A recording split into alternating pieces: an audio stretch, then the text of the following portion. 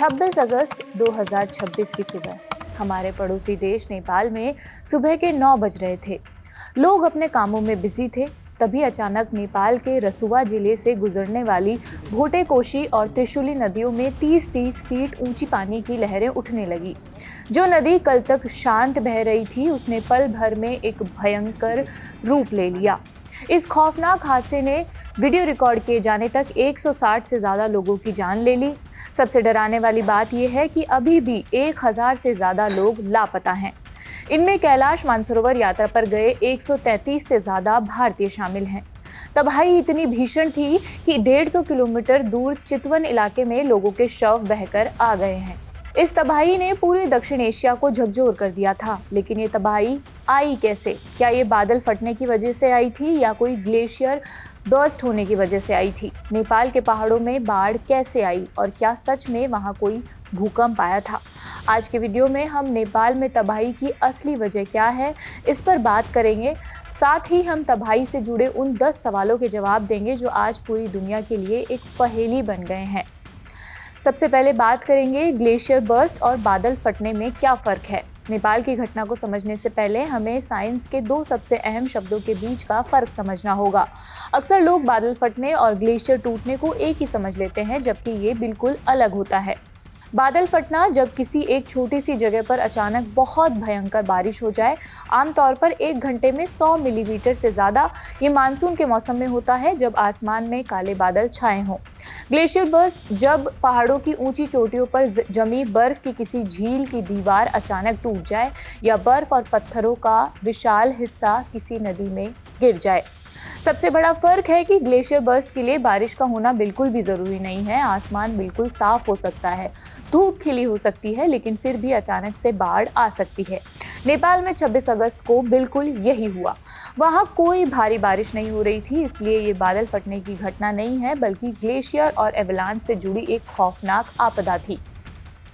तबाही की वजह ग्लेशियर टूटना था या भूकंप था, इस पर बात करेंगे। वैज्ञानिकों और प्लैनेट लैब्स की सैटेलाइट तस्वीरों के आधार पर जो सच सामने आया है वो बहुत डरावना है। दरअसल ये दोनों ही चीज़ें एक साथ हुई है। इसे एक चेन रिएक्शन कहा जाता है। घटना से ठीक पहले नेपाल तिब्बत बॉर्डर जिलोंग पोर्ट के पास सिस्मोग्राफ मशीनों ने 5.2 तीव्रता के भूकंप से कंपन दर्ज किए थे।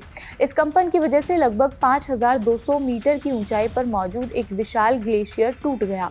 ये हजारों टन बर्फ और मलबा करीब 1200 मीटर नीचे लेंडे खोला नाम की नदी में आकर गिरा। इस मलबे में नदी के संकरे रास्ते को ब्लॉक कर दिया और वहां एक अस्थायी डैम बन गया। कुछ ही देर में पानी के भारी दबाव से ये डैम बम की तरह फट गया और पानी का एक विशाल सुनामी जैसा रेला नीचे की तरफ दौड़ने लग गया। तबाही से जुड़े अब जो 10 सवाल हैं उन पर बात करेंगे। इस घटना के बाद लोगों के मन में कई सवाल आए हैं। जैसे पहला सवाल है, आखिर क्यों नेपाल में बाढ़ आई? नेपाल की टोपोग्राफी ऐसी है कि वहाँ की नदियाँ बहुत संकरी और गहरी खाइयों के बीच से होकर बहती है। जब ग्लेशियर का मलबा नदी में गिरा तो वो एक फनल की तरह काम करने लगा। हाइड्रोलॉजिकल डेटा के मुताबिक गलची इलाके में त्रिशूली नदी का पानी सिर्फ 30 मिनट में 9 मीटर ऊपर उठ गया। पानी की इसी 30 फीट ऊंची दीवार को पहाड़ों की सुनामी कहा जाता है। दूसरा सवाल है कि इस खौफनाक हादसे में भारतीयों का क्या हुआ? ये बहुत ही दुखद पहलू है। नेपाल सरकार और पर्यटन बोर्ड के अनुसार 1000 से ज़्यादा लापता लोगों में 133 से ज़्यादा भारतीय नागरिक हैं। अगस्त का महीना कैलाश मानसरोवर यात्रा का समय होता है। कई भारतीय श्रद्धालु नेपाल तिब्बत बॉर्डर पार करने की तैयारी कर रहे थे जब ये सैलाब आया और पूरी सड़क, गाड़ियाँ और बेस कैंप्स को बहा ले गया। 50 से ज़्यादा तमिल श्रद्धालु भी वहाँ फंसे हुए हैं, जिन्हें निकालने की कोशिशें की जा रही है। तीसरा सवाल है कि क्या ये सिर्फ बारिश का कहर था? इसका जवाब है नहीं। अधिकारियों ने स्पष्ट रूप से कहा है कि रसुवा जिले में उस समय कोई भी भारी बारिश नहीं हुई थी।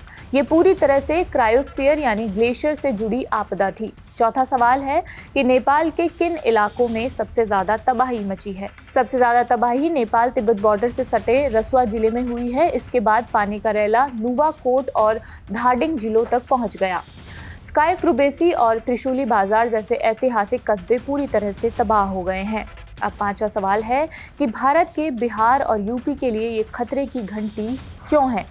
नदियां सरहदें नहीं मानती है। नेपाल की भोटेकोशी नदी आगे चलकर त्रिशूली नदी में मिलती है। त्रिशूली नदी नारायणी नदी में जाकर मिलती है और यही नारायणी नदी जब भारत, बिहार और यूपी में प्रवेश करती है तो इसे गंडक नदी कहा जाता है। इसलिए नेपाल में आई ये भारी मात्रा में पानी और मलबे की बाढ़ अब भारत की तरफ बढ़ रही है, जिससे बिहार और यूपी में हाई अलर्ट जारी कर दिया गया है। छठा सवाल है कि चीन का इसमें क्या कनेक्शन है। ये आपदा नेपाल और चीन, मतलब जो चीन का तिब्बत वाला हिस्सा है उसके बिल्कुल बॉर्डर पर शुरू हुई है। लेंडे खोला नदी तिब्बत के पहाड़ों से निकलकर नेपाल आती है। इस तबाही में चीन के जिलोंग काउंटी में भी 3 लोगों की मौत हुई है और कई लोग लापता हैं। नेपाल और चीन का सदियों पुराना व्यापारिक रास्ता पूरी तरह से बर्बाद हो चुका है। 7वां सवाल है कि नेपाल की अर्थव्यवस्था और बिजली को कितनी चोट पहुंची है, कितना नुकसान हुआ है। नेपाल की अर्थव्यवस्था पानी पर बहुत हद तक निर्भर है। इस बाढ़ ने नेपाल के करीब 13 हाइड्रो पावर प्रोजेक्ट्स को तहस नहस कर दिया है। लगभग 430 मेगावाट बिजली उत्पादन ठप हो गया है, जो नेपाल की कुल बिजली क्षमता का 8वां हिस्सा है। कई प्रोजेक्ट्स पर काम कर रहे मजदूर भी पानी में बह गए हैं। 8वां सवाल है कि क्या अभी भी खतरा टल गया है या दूसरी तबाही बाकी है। शायद खतरा अभी टला नहीं है। वैज्ञानिकों और ICIMOD यानी international centre for integrated mountain development ने चेतावनी दी है कि पहाड़ के ऊपरी हिस्सों में अभी भी मलबा और बर्फ फंसी हो सकती है। अगर वे रुकावट फिर से टूटी तो दूसरी भयानक बाढ़ आ सकती है, इसलिए रेस्क्यू टीम्स भी बहुत सावधानी से काम कर रहे हैं। 9वां सवाल है कि बचाव कार्य इतने मुश्किल क्यों हो रहे हैं। पानी अपने साथ हजारों टन मलबा, विशाल पत्थर और पेड़ बहाकर लाया है। लगभग 19 बड़े पुल और 40 किलोमीटर लंबी सड़कें पूरी तरह से गायब हो गई हैं। रास्ते कट जाने के कारण नेपाल आर्मी को हेलीकॉप्टर्स का सहारा लेना पड़ रहा है, लेकिन खराब मौसम के कारण हेलीकॉप्टर भी सही जगह लैंड नहीं कर पा रहे हैं। इसमें 10वां और आखिरी सवाल है कि क्या क्लाइमेट चेंज इस पहेली का सबसे बड़ा जवाब है। हिमालय दुनिया का सबसे युवा और अस्थिर पहाड़ है। ग्लोबल वार्मिंग के कारण हिमालय के ग्लेशियर बहुत तेज़ी से पिघल रहे हैं। बर्फ़ पिघलने से नई नई झीलें बन रही हैं और चट्टानें कमज़ोर हो रही है। ये घटना हमें एक बहुत बड़ी चेतावनी दे रही है कि पहाड़ों के इकोसिस्टम के साथ इंसान का खिलवाड़ अब विनाशकारी रूप ले चुका है।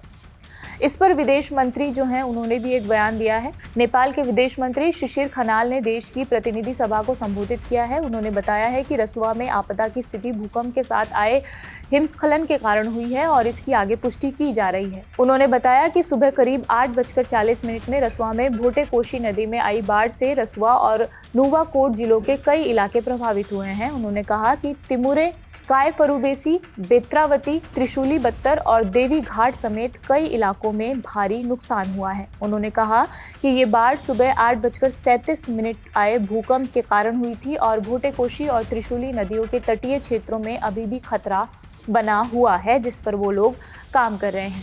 इस वीडियो में फिलहाल इतना ही। हम प्रार्थना करते हैं कि नेपाल में जो लोग हैं वो सारे सुरक्षित वापस आएँ।